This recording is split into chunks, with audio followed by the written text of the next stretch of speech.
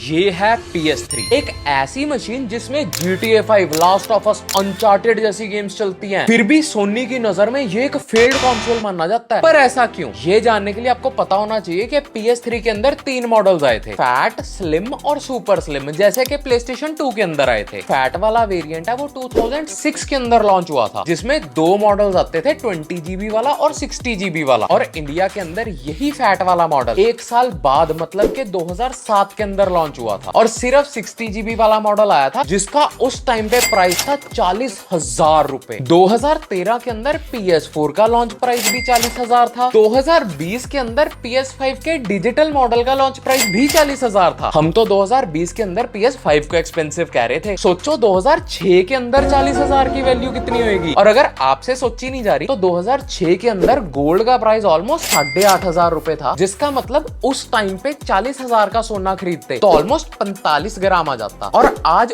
उसी 45 ग्राम की वैल्यू 4.5 लाख है, जिसके अंदर मजे से 9 PS5 आ जाएंगे। अभी तो सोनी इस कंसोल को लॉस के ऊपर बेच रहा था। सोचो अगर प्रॉफिट के ऊपर बेचता तो कितना प्राइस होता, कमेंट करके जरूर बताना। 2009 के अंदर आया PS3 स्लिम, और इस टाइम पे काफी हद तक ग्लोबलाइजेशन हो गई थी इंडिया के अंदर, जिस वजह से इंडिया के अंदर भी 2009 के अंदर ही ये मॉडल लॉन्च हो गया था, जिसका प्राइस था सिर्फ 20,000, मतलब के पिछले मॉडल से सीधा हाफ। और शायद इसी वजह से मैंने आज तक कभी भी किसी के पास इंडिया के अंदर फैट वाला मॉडल देखा ही नहीं। ये वाला स्लिम या फिर इससे अगला सुपर स्लिम, जो कि 2012 के अंदर लॉन्च हुआ था, वो वाला मॉडल देखा है। पर जैसे जैसे सोनी नेक्स्ट जनरेशन को लॉन्च करता है, वैसे वैसे रिफाइनमेंट और कॉस्ट कटिंग दोनों करता ही करता है। एंड इस PS3 के साथ तो कुछ ज्यादा ही कॉस्ट कटिंग करनी पड़ी, क्योंकि जो फैट वाला मॉडल था उससे सोनी को इतना ही ज्यादा लॉस हो चुका था, जिस वजह से सोनी ने PS3 की पूरी लाइफ टाइम के अंदर 88 मिलियन यूनिट सेल करी थी। और इसी के साथ जो PS2 था उसने 158 मिलियन यूनिट सेल करी थी, मतलब के ऑलमोस्ट डबल नंबर। पर ये रीजन बिल्कुल भी नहीं है सोनी क्यों इस कंसोल को फेल्ड कंसोल मानता है। और वो फेल क्यों हुआ था उससे पहले मैं ये बता दूं कि मैंने भी PS3 सुपर स्लिम ही खरीदा है आज की डेट के अंदर, क्योंकि जो फैट वाला मॉडल है ना वो नो डाउट हद प्रीमियम था। पर सबसे पहली चीज, वो आज की डेट के हिसाब से बहुत ही ज्यादा पुराना मॉडल हो गया। दूसरी चीज, उसमें ओवरहीटिंग की प्रॉब्लम थी। तीसरी चीज, ओवरहीटिंग की वजह से उसके अंदर येलो लाइट ऑफ डेथ का एरर आता था, जिस वजह से येलो लाइट आने के बाद कंसोल बिल्कुल ही मर जाता था और बस एक शो पीस बन के रह जाता था। इसके CPU की पेस्टिंग वगैरह भी उतरने लग जाती थी, और ना ही इसके पार्ट्स मिलते थे ना कुछ, और इसी वजह से ये मॉडल तो बिल्कुल भी मैं रिकमेंड नहीं करूंगा। फिर बात आती है स्लिम वाले मॉडल की। नो डाउट ये एक रिफाइंड मॉडल है, जहां सुपर स्लिम की बिल्ड क्वालिटी थोड़ी सी चीप प्लास्टिक की फील होती है, वहीं पे इसकी बिल्ड काफी प्रीमियम है। बट अगेन ये भी एक पुराना मॉडल है, और ओवर हीटिंग की दिक्कत और अवेलेबिलिटी की दिक्कत और एक अच्छा PS3 स्लिम मिलना भी मुश्किल है। इसीलिए मैंने PS3 सुपर स्लिम लिया, क्योंकि सबसे पहली चीज, इसकी प्रोडक्शन 2017 तक हुई थी। एक अच्छा PS3 सुपर स्लिम मिलने के चांसेस बहुत ज्यादा है, और इसके पार्ट्स भी मिल जाते हैं, वेयर एंड टियर भी कम होगी क्योंकि थोड़ा सा नया कंसोल है। और इस मॉडल की 500GB तक की एक्सपेंडेबल हार्ड ड्राइव है, जिसमें आप गेम्स लोड करके चला सकते हो। इन सब रीजंस के साथ साथ एक और बहुत ही बड़ा रीजन था PS3 सुपर स्लिम को लेने का। मेरे को original box, original controller, even के उसकी तारें भी ओरिजिनल डब्बे के अंदर मैनुअल के साथ PS3 सुपर स्लिम मिल रही थी, जो कि किसी कलेक्टर की PS3 थी, उसको बेचनी थी, मैंने उससे खरीद ली। तो इसीलिए मैं बोल रहा था ये 2017 में बंद हुआ, तो एक अच्छी PS3 सुपर स्लिम मिलने के चांसेस बहुत ज्यादा हो जाते हैं। अब इसी ओरिजिनल डब्बे से आपको अनबॉक्सिंग भी दिखा देते हैं। ऐसे ही वो सेटिस्फाइंग सी फील के बाद डब्बा खोलते हैं, ऊपर ही कंट्रोलर पड़ा था। I don't know why properly closed नहीं था, तो आई वाज लाइक ऐसे होना तो नहीं चाहिए, पर कोई नहीं, देखते हैं क्या बनेगा। फिर निकली कंट्रोलर चार्ज करने की तार, जो के पता नहीं कौन से जमाने की पिन्ने हैं उसके अंदर। और फिर उसके बाद जैसे ही मैंने इसका अगला सेगमेंट खोला, इतनी सेटिस्फाइंग फील आई, क्योंकि PS3 प्रॉपरली वुडन कैविटीज के अंदर था। ऐसे ही लग रहा था कि मैं 2010 का बचपन जी रहा हूँ, जब मैं अपने दोस्तों के साथ 2K13 और 14 खेलता था। धीरे धीरे प्यार से PS3 को अनरैप करने के बाद सबसे पहली चीज दिमाग में आई कि भाई इतना छोटा साइज है PS3 का। ये इतना डस्टी कंसोल था कि पूरा पता लग रहा था कि बंदे ने खरीद के छोड़ रखा है, और बिल्कुल भी ध्यान नहीं दिया इस कंसोल के ऊपर। पर मैं ध्यान दूंगा ना तो सारी मिट्टी को फुल सैनिटाइजर से साफ करने के बाद लोग कहते हैं PS3 सुपर स्लिम सुंदर नहीं लगता। भाई मेरे को तो देखने में बड़ा सुंदर लगा। हाँ, आई टोटली एग्री, इसकी जो साइड वाली प्लास्टिक्स हैं वो ऐसे लगता है कि पतली पतली सी हैं। स्लिम वाले मॉडल से कंपेयर करें तो कॉस्ट कटिंग डेफिनेटली फील होती है, बट बट ओवरऑल मुझे ठीक लगी, मेरे को इतनी कंप्लेंट्स नहीं है क्योंकि देखने में बड़ा सुंदर लगता है भाई ये। और जो मेरे पास यूनिट है ना वो एक लेटेस्ट वाला, मतलब के 2016-17 का मॉडल है। इस वाले मॉडल के अंदर सबसे पहले तो सोनी ने HHD की स्लॉट तो दी हुई थी, पर उसके अंदर ट्रे तक नहीं दी। HHD तो बहुत दूर की बात है। सिर्फ और सिर्फ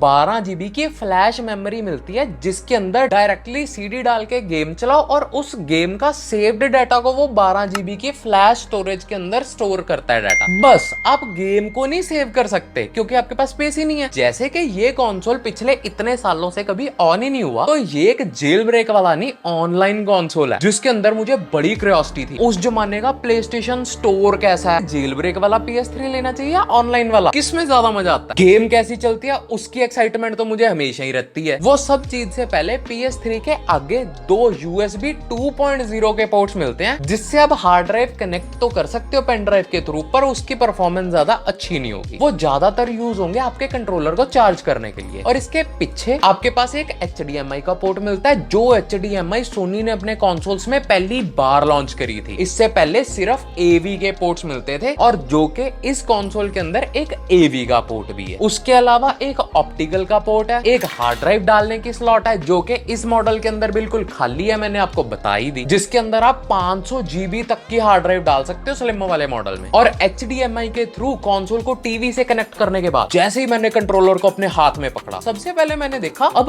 R2 L2 कोई बटन्स नहीं है, प्रॉपर प्रेशर सेंसिटिव ट्रिगर्स बन चुके हैं। PS3 में पहली बार एक ओरिजिनल वायरलेस कंट्रोलर आया था, और उस कंट्रोलर के थ्रू सिर्फ प्ले स्टेशन वाला बटन दबा के ही आप कंसोल को ऑन कर सकते थे। मतलब कि भाई कितना क्रेजी था उस टाइम पे। और जैसे ही मैंने वो बटन दबाया, मेरा PS3 तो ऑन ही नहीं हुआ। फिर मैंने सोचा कंट्रोलर की चार्जिंग नहीं होगी, मैंने उस ओरिजिनल वायर को एप्पल के अडेप्टर के साथ कनेक्ट करके देखा, फिर भी कंट्रोलर चार्ज नहीं हुआ। मैंने कोई और डिवाइस उसी वायर से कनेक्ट करके देखा, वो चार्ज हो रहा था। तो उस टाइम पे मुझे याद आया, ये जो कंट्रोलर के बीच में दरार है, इसका कुछ तो झोल है भाई। वही फाइंड आउट करने के लिए मैंने कंट्रोलर को खोल लिया। मैं अपनी जिंदगी में पहली बार कोई कंट्रोलर खोल रहा हूँ, मुझे घंटा कुछ नहीं आता कि कंट्रोलर में से क्या निकल रहा है क्या नहीं। इतना तो मुझे पता था कि प्रॉब्लम तो कोई बैटरी की है। खोल के मैंने बैटरी देखी, बैटरी को बाहर निकाला और फिर से डाल दिया अंदर प्लग के अंदर। फिर से मैंने चार्जर के साथ लगा के देखा कंट्रोलर के चीथड़े उड़े पड़े थे, पर चल वो फिर भी नहीं रहा। फिर मेरे पास लास्ट ऑप्शन थी कि PS3 से डायरेक्टली कनेक्ट करके देख लेता हूँ, क्या पता चल पड़े। खुले कंट्रोलर के साथ ही मैंने PS3 के साथ कनेक्ट करा।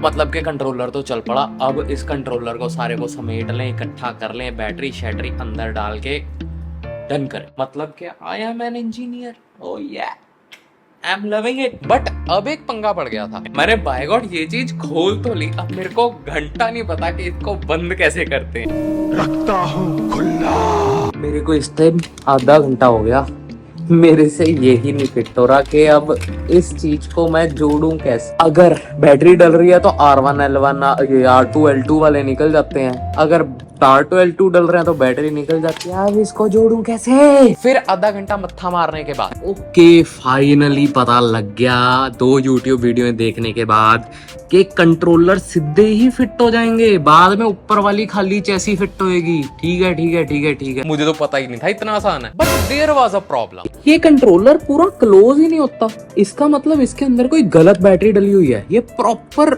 एज टू एज जुड़ना चाहिए था, बट इसके अंदर गैप है, तो इट मींस 200% इसके अंदर कोई बड़ी बैटरी या गलत बैटरी। तो गेम तो ऑन ही थी, बाय चांस मेरा ध्यान पड़ गया स्क्रीन के ऊपर दिखा रही हुई कंट्रोलर की बैटरी पे।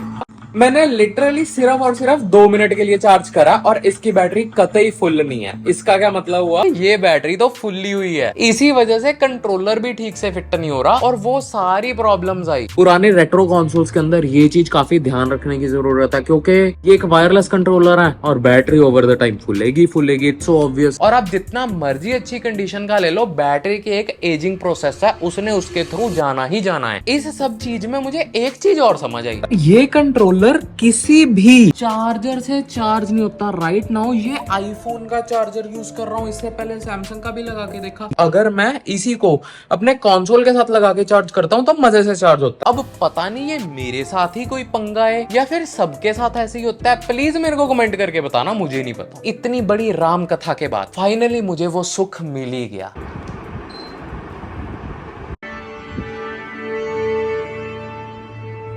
और इसको ऑन करके जैसे ही मैंने सर्फिंग करना शुरू करा, मेरे को पता लगा कि ये सिर्फ एक कंसोल नहीं है, इसके अंदर आप वीडियो चला सकते हो, गाने चला सकते हो, और ये वाला जो बैकग्राउंड का कलर है, इस कलर को भी चेंज कर सकते हो। इसके ऊपर ये जो डिजाइन चल रहा है, उस डिजाइन को भी चेंज कर सकते हो। ये सब चीजें पहली बार किसी कंसोल के अंदर आई थी। इसके यूआई में इससे भी एक मजेदार चीज मुझे लगी, जो कि PS4 के अंदर भी नहीं है। जैसे ही इसकी गेम के ऊपर जाते हैं, खुद ब खुद वॉलपेपर चेंज हो जाता है और गेम का थीम म्यूजिक बजने लग जाता है, बिल्कुल PS5 के जैसे। पर अब जैसे कि ये एक ऑनलाइन कंसोल है, तो इसके अंदर प्लेस्टेशन का स्टोर और PS Plus की सब्सक्रिप्शन भी है। तो सब्सक्रिप्शन तो मैं क्या ही करनी, स्टोर एक्सप्लोर करते हैं। इसके अंदर last of us, red dead redemption जैसी गेम्स जरूर पड़ी हैं, पर वो इतनी ही ज्यादा महंगी हैं। और वो वाली सब गेम में जो इसके अंदर इतनी महंगी हैं, वो PS5 के अंदर और 4 के अंदर हमें फ्री में मिल जाती हैं। और मेरे पास गेम खेलने का अब सिर्फ एक ही जरिया बचा था, ओरिजिनल सीडियां, जो कि मेरे पास GTA 5 की सीडी पड़ी है। और ये चीज देखने में बड़ा मजा आएगा कि 2013 के अंदर जब ओरिजिनली GTA 5 लॉन्च हुई थी तो कैसी चलती थी। बट वो गेम मैं तब तक नहीं चला सकता जब तक मेरा PS3 इंटरनेट से कनेक्टेड है, क्योंकि अगर वो कनेक्टेड होगा, गेम अपडेट मांगेगी। गेम अपडेट करने के लिए इस कंसोल के अंदर स्पेस ही नहीं है, क्योंकि सिर्फ 12 GB की स्पेस है। तो ले दे के इस कंसोल पे आपको ऑफलाइन ही गेमिंग करनी पड़ेगी। और मैंने भी चुल्ल के अंदर एक्सप्लोर करने के चक्कर में ये PS3 ऑनलाइन वाला खरीद लिया, वरना मेरी तरफ से बिल्कुल मना है, कभी भी ऑनलाइन वाला PS3 ना खरीदना, हमेशा जेल ब्रेक की तरफ जाना। और अगर कोई कहता है मैं सस्ता दे दूंगा, ऑनलाइन वाला खरीद लो, ना, बिल्कुल भी नहीं। अब इस कंसोल की कैपेबिलिटीज, गेमिंग परफॉर्मेंस को टेस्ट करने के लिए मेरे पास सिर्फ एक ही गेम है, GTA 5। बट आई थिंक कि वो एक बेस्ट गेम है इस कंसोल की ट्रू पोटेंशियल को जज करने के लिए। सबसे पहली चीज दिखती है कि जो कंसोल है वो 720p पे गेम को रन कर रहा है। हाँ, बहुत जगह लिखा है कि PS3 1080p पे गेमिंग करवा देता है, पर मेरे हिसाब से तो बिल्कुल नहीं करवा रहा। कहने में तो PS5 भी 8K पे गेमिंग करवाता है। जब किसी भी कंसोल के ग्राफिक्स को जज करना है, हम सिर्फ रेजोल्यूशन नहीं देख सकते, हमें रेजोल्यूशन और पॉलीगॉन्स दोनों देखने पड़ते हैं। इतनी कम रेजोल्यूशन होती है वो तो वो डब्बे दिखने लग जाते हैं, बट पॉलीगॉन्स थोड़ा सा डिफरेंट काम करते हैं। जैसे एक बॉल है, उसमें जितने कम डॉट्स होंगे, मतलब पॉलीगॉन्स होंगे, उतनी ही वो बॉल सीधी सीधी फील होने लग जाएगी। पर जितने ज्यादा पॉलीगॉन्स होंगे, वो उतनी ही ज्यादा राउंडेड फील होगी। एंड जो PS3 है, इसमें 1 बिलियन पॉलीगॉन्स हैं, लेकिन जो PS4 है उसके अंदर 20 बिलियन पॉलीगॉन्स, मतलब के ऑलमोस्ट 20 टाइम्स। इसी वजह से GTA खेलते हुए बंदों की जो शक्लें हैं वो थोड़ी कार्टूनिश एंड ट्रायंगली सी फील होती है। जो पेड़ों का टेक्सचर है वो सिर्फ ऐसे ही लगता है कि कुछ ग्रीन सा पड़ा है वहां पे, पर उससे पर्सनली हम काम चला सकते हैं। लेकिन अगर गेम लैग हो रही हो तो मजा नहीं आता। यही चीज टेस्ट करने के लिए एंड GPU को फुल लोड देने के लिए मैंने गाड़ी को फुल स्पीड पे भगाया GTA के अंदर, क्योंकि जितनी ज्यादा स्पीड से इमेजेस रेंडर होंगी उतना ही ज्यादा लोड होगा GPU के ऊपर। अगर गाड़ी फुल स्पीड पे सिटी के अंदर भगाते हैं तो हाँ, फ्रेम ड्रॉप्स फील होते हैं, पर इतने ज्यादा नहीं कि आप गेम ही ना खेल पाओ। और अगर यही सेम टू सेम टेस्ट मैं PS4 Pro के ऊपर करता हूं तो उसके अंदर भी फ्रेम ड्रॉप्स फील होते हैं। तो मैं इस चीज को बहुत ज्यादा बॉदर नहीं करूंगा, क्योंकि अगर यही वाला सेम टेस्ट GTA के अंदर मैं किसी खुली जगह पे करता हूं जहां पे इतनी डिटेल्स नहीं है लोड करने के लिए, वहां पे गेम बिल्कुल भी लैग नहीं होती। एंड अगेन, अगर मैंने ज्यादा पुलिस वाले पीछे डलवा लिया और एक ही टाइम पे ज्यादा गाड़ियां दिख रही हैं, तो GPU पे लोड हो गया और गेम में हल्के हल्के फ्रेम ड्रॉप्स आने लग गए। ये तो मैं PS4 5 के साथ PS3 को कंपेयर कर रहा हूं। अगर इंडिविजुअली देखूं और सिर्फ एज गेम खेलने के पर्सपेक्टिव से देखूं तो फुल मजा आता है, क्योंकि गेम प्ले मैकेनिक्स, उन सब चीजों में PS3 बहुत मजेदार काम करती है। और इसके जो वाइब्रेशन मोटर्स हैं वो एक बारी को मेरे को PS4 के कंट्रोलर से भी ज्यादा इंटेंस लगी, क्योंकि जब वो हेलीकॉप्टर घूम रहा था, मेरे हाथ में पकड़े हुए कंट्रोलर ऐसे हिल रहा था एंड वो फुल मेरी धड़कन तेज हो रही थी कि पुलिस से बचना। तो भाई गेम का बहुत इमर्सिव एक्सपीरियंस आता है। पर इतनी सब अमेजिंग चीजों के बाद भी क्यों सोनी इसको एक फेल कंसोल मानता है भाई? क्योंकि ऐसा पहली बार हुआ था कि Xbox ने अपना Xbox 360 सोनी के PS3 से ज्यादा बिक रहा था, जिसके कुछ रीजंस थे। सबसे पहला, कोई भी डेवलपर PS3 पे गेम ही नहीं बनाना चाहता था, क्योंकि PS3 में एक स्प्लिट रैम यूज करी हुई थी, लेकिन दूसरी तरफ Xbox में वही 512 MB शेयर करके CPU और GPU को इकट्ठे दी जाती थी। इसी वजह से डेवलपर को उस पे गेम बनाना बहुत ही ज्यादा इजी फील होता था। इसी रीजन की वजह से Xbox पे गेम बहुत ज्यादा ऑप्टिमाइज्ड और स्मूथली चलती थी PlayStation 3 से। दूसरी चीज, जहां PS3 $500 का लॉन्च हुआ था, वहीं पे Xbox सिर्फ और सिर्फ $300 का लॉन्च हुआ था, और with identical identical performance, identical games, लोग एक्सबॉक्स ही लेंगे ना। नंबर 3, PS3 के अंदर बैकवर्ड्स कंपैटिबिलिटी नहीं थी फैट मॉडल के बाद, क्योंकि फैट मॉडल में बैकवर्ड्स कंपैटिबिलिटी वाली चिप थी, पर बहुत ज्यादा महंगा होने की वजह से और कॉस्ट कटिंग करने के लिए उन्होंने अगले मॉडल्स के अंदर वो चिप काट दी, जिस वजह से उनको और ज्यादा बैकलैश मिला कि भाई PS2 की गेम ही नहीं चलती PS3 में। वहीं Xbox के अंदर सब जिंदाबाद। और उस टाइम तक Xbox की ऑनलाइन सब्सक्रिप्शन जो ये गेम पास वाला सिस्टम है वो सब लॉन्च हो चुका था एंड बहुत सक्सेसफुली चल रहा था। लेकिन PS3 का PS Plus क्या घटिया भाई, आज की डेट में भी कुछ ऑप्टिमाइज्ड नहीं है। इंडिया में भी Xbox 360 PS3 से ज्यादा बिका है, क्योंकि इंडिया में जेल ब्रेक वाला सिस्टम बहुत जिंदाबाद है, और क्योंकि Xbox पहले लॉन्च हुआ था PS3 से और उसका जेल ब्रेक भी पहले आ गया था, तो इंडिया के अंदर जेल ब्रेक वाला Xbox फुल धड़ल्ले से बिका। मेन रीजन बताऊं PS3 के पिटने का, PS3 2006 में लॉन्च हुआ था और 2013 तक तो PS2 की ही प्रोडक्शन चल रही थी, और 2013 के अंदर तो PS4 लॉन्च हो गई थी। तो जो PS3 का लाइफ स्पैन है, आधा PS2 खा गया और आधा PS4 खा गया। इसी वजह से पहली बार Xbox ने 85 मिलियन यूनिट्स बेचे थे और PS3 ने 88 मिलियन, सिर्फ और सिर्फ 4-5 मिलियन का डिफरेंस। और राइट नाउ आप सोच रहे होगे कि PS3 जीत तो गया, तो सोनी इसको फेल क्यों मानता है? क्योंकि शुरू से PS3 यूनिट्स को बेचने में पीछे था Xbox से, बट ओवर द टाइम इतनी ज्यादा कॉस्ट कम करने की वजह से, और सबसे ज्यादा बड़ा रीजन सोनी ने जो PS3 के ऊपर एक्सक्लूसिव टाइटल्स लॉन्च करे जो कि आज तक भी चलते हैं, जैसे कि God of War, Uncharted, Last of Us, Infamous 2, Demon's Souls, दुनिया जहान के जबरदस्त एक्सक्लूसिव, जिसको खेलने के लिए आपको PS3 ही खरीदना पड़ेगा। एंड ये एक्सक्लूसिव का रीजन था कि सोनी Xbox को 3-4 मिलियन से बीट कर पाया, नहीं तो Xbox ने हरा दिया था। आज की डेट में भी इस कंसोल को खरीदने का यही एक रीजन है, इसके एक्सक्लूसिव टाइटल। और आपको 500 GB की HHD डाल के फुल सारी टॉप एक्सक्लूसिव गेम्स लोड करके PS3 सुपर स्लिम एक अच्छी कंडीशन का ऑलमोस्ट 10 से 12 हजार में मिल जाना चाहिए, जो कि एक बहुत अच्छी ऑप्शन है 3-4 लोगों के लिए। सबसे पहले है कैजुअल गेमर्स, जिनको बिल्कुल ही कभी कभार गेम खेलनी। दूसरे लोग वो हैं जिनको अपने बच्चों को कोई भी कंसोल गिफ्ट करना है, ज्यादा पैसे भी ना लगे और बढ़िया गेमें भी मिल जाए, उनका भी शौक पूरा हो जाए, आपके भी पैसे बच जाए, उनके लिए भी ये कंसोल बड़ी अच्छी चीज। तीसरे लोग सोच रहे होंगे कि 13-14 हजार में अगर हमें PS4 फैट वगैरह मिल जाए तो वो ज्यादा अच्छी ऑप्शन नहीं है। तो देखो, अगर आपको एक बहुत अच्छी कंडीशन का PS4 13-14 हजार की रेंज में मिल जाए, 200% इसको छोड़ के उसको ले लेना। बट ये डील मिलना बहुत ही मुश्किल है एंड बहुत ही रेयर है। तो एक बुरी कंडीशन वाले रिपेयर्ड पीस पे, जिसका ये नहीं पता कितनी देर चलेगा कितनी देर नहीं चलेगा, उससे बढ़िया तो PS3 ले लो 10-12 हजार में। और अगर किसी भी तरह के आपके कोई भी क्वेश्चंस, क्वेरी कुछ भी है, मेरा कम्युनिटी ग्रुप ज्वाइन करो और अच्छे माइंडफुल लोगों से गेमिंग में हेल्प लो।